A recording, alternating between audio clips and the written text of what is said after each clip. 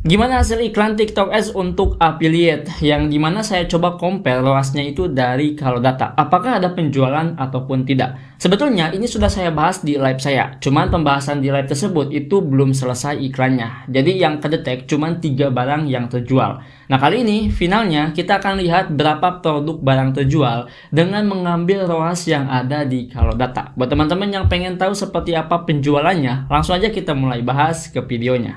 Oke, halo semuanya, assalamualaikum warahmatullahi wabarakatuh. Selamat datang kembali di channel saya. Nah, di video kali ini mungkin saya pengen ngasih sebuah hasil di mana saya coba untuk eksperimen iklan di TikTok Ads. Nah, ini iklannya itu untuk affiliate dan kebetulan untuk ROAS-nya itu saya ambil dari Kalodata. Soalnya ada beberapa produk yang dimana kontennya mungkin hampir sama seperti saya dan dia udah pernah nyoba iklanin, ada penjualan. Tapi di sini saya bingung untuk ROAS-nya, maka saya coba ambilnya itu ROAS dari Kalodata. Dan ada beberapa komentar yang menarik kalau misalkan ROAS tersebut itu untuk saran, nggak apa-apa. Saya lagi coba eksperimen teman-teman ya.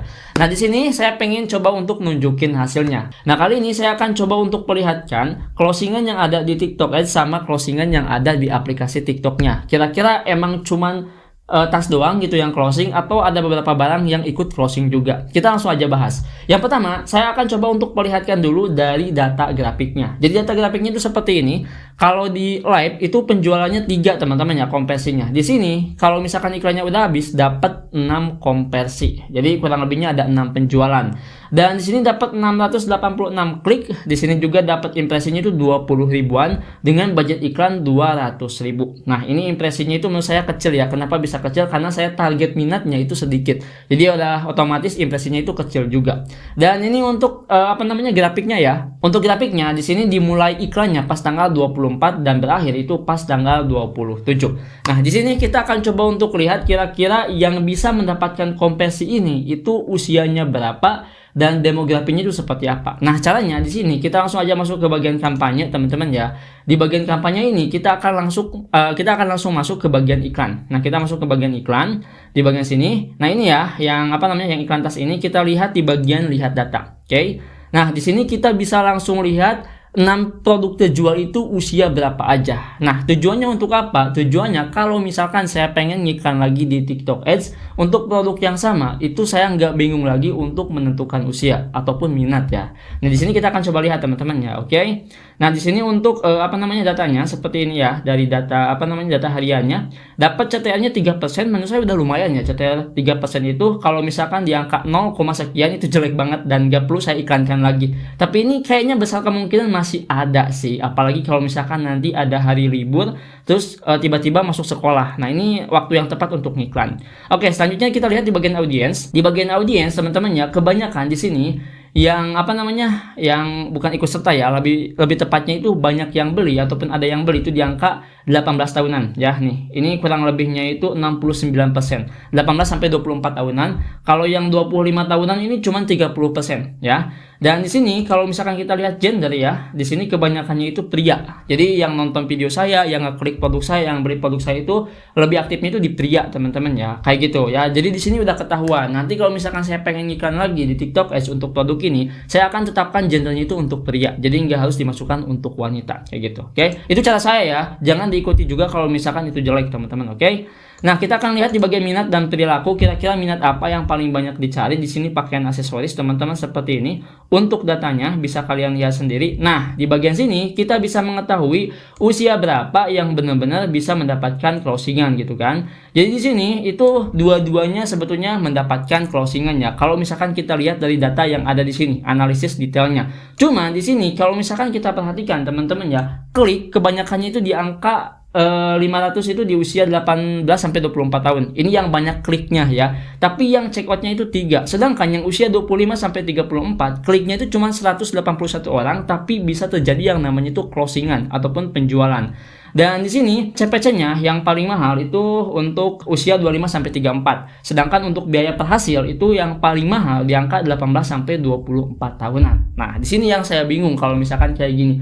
Biaya per hasilnya itu lumayan cukup mahal, teman-teman, yang 46.000, sedangkan yang 25 sampai 34 cuma 20.000, tapi bisa dapetin konversi 3 meskipun CTR-nya itu kecil ya ataupun kliknya itu kecil. Ya mungkin kedepannya saya akan coba untuk iklankan dengan usia 25 sampai 34 34 dulu, pengen tahu kayak gimana hasilnya. Oke, jadi itu hasil dari iklan di TikTok Ads. Datanya seperti itu, dapat konversi 6. Sekarang kita akan lihat di aplikasi TikToknya. Ingat, ini posisinya sebagai affiliate, bukan seller teman-teman ya. Kita akan lihat dari tanggal 24 sampai 27 itu saya mendapatkan penghasilan berapa. Oke, di sini kita udah langsung masuk ke bagian yang namanya itu aplikasi TikToknya. Teman-teman bisa kalian lihat sendiri di sini. Di bagian atas ya, di bagian atas itu September 24 2024 sampai 27 2024. Nah, di sini barang yang terjualnya itu 22 barang. Kok banyak? Sedangkan di TikTok Ads cuma 6 barang. Kita akan lihat teman-teman ya. Ini estimasi komisinya itu 40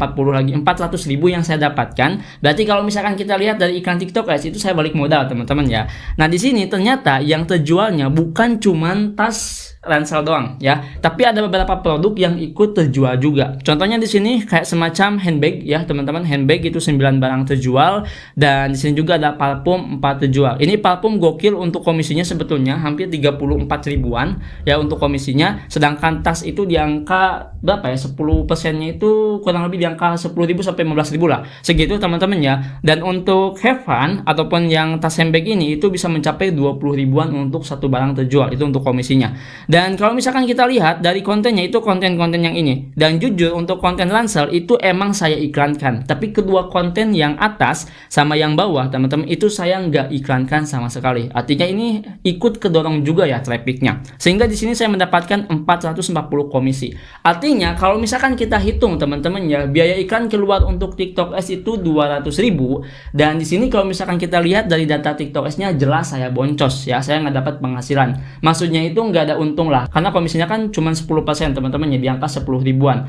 Dan di sini saya itu harus terjual kurang lebihnya di angka ya mungkin 10 barang lebih lah agar bisa dapat untung. Tapi kalau misalkan kita lihat dari TikToknya, saya mendapatkan 22 barang terjual dengan komisi 400.000. Berarti saya dapat untung 200 ribuan. Nah, di sini yang perlu saya garis bawahi buat teman-teman, mungkin kalau misalkan mikir seperti itu, wah enak juga ya, mending iklan di TikTok Ads, nggak apa-apa deh ngiklan di TikTok Ads boncos juga, asalkan di aplikasi TikToknya itu kedorong. Gak semua akun, gak semua produk, dan gak semua konten bisa seperti itu. Bisa aja saya pendapatan seperti ini karena hoki teman-teman ya, karena TikTok lagi ngeposting beberapa konten yang menurut mereka itu bisa dapetin GMP yang bagus, ataupun bisa dibilang GMP kesellernya bagus, ataupun produknya bagus, ataupun kontennya emang banyak dicari ataupun muncul di SEO gitu kan, itu bisa aja. Nah, jadi di sini kalau misalkan kita ambil sebuah kesimpulan ya dari hasil iklan yang sudah saya jalankan dengan cara mengambil ROAS dari kalau data, yaitu ROASnya 10%, untuk penjualan itu ada di TikTok Ads, cuman mentoknya itu di angka 6 kalau di TikTok Ads-nya ya. Tapi kalau misalkan di aplikasi TikToknya itu tadi 7 teman-teman ya.